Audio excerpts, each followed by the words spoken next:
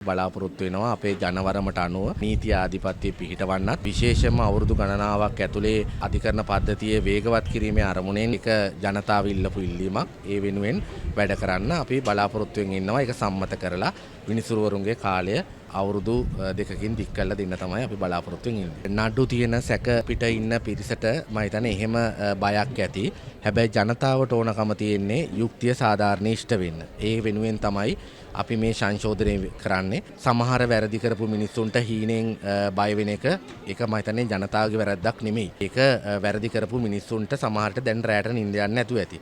ඒක නිසානේ නාමල් කිව්වේ මාර වැඩේ වෙනදට නම් අවුරුදු 6ක් විතර අහන නඩුව දැන් මාසයෙන් අහනවා කියලා. ඉතින් ජනතාවට ඒක හොඳයිනේ. ඉතින් ඒක නිසා අපේ රටේ දේශපාලන අපරාධ කරපු සියලු දෙනාටත් ඒ වගේම අපේ රටේ අනිකුත් අපරාධ කරපු සියලු දෙනාටත් ඒ අපරාධ කළා තියෙනවා නම් ඒවා උසාවිය හරහා දනුවන් ලැබෙන්න ඕනේ. ඒක තමයි යුක්තිය කියන්නේ. අපේ රටේ හිටපු කතානායකලනේ මම පත්‍ර ඕගොල්ලන්ගේ අහපු නිවුස් එක මම බැලුවාම මම හිතුවේ මලකිලියක් වෙලා තියෙන මේ ඉන්දියාවේ කතානායකතුමාද තියෙන්නේ කියලා. ඒ කියන්නේ තෙල් ගහලාද බීලාද කියලා තියෙන ප්‍රශ්නේ තියෙන්නේ. එයා විතරක් නෙමෙයි නියෝජ්‍ය කතානායකලා ඔක්කොම. ඉතින් එහෙම තමයි කරේ.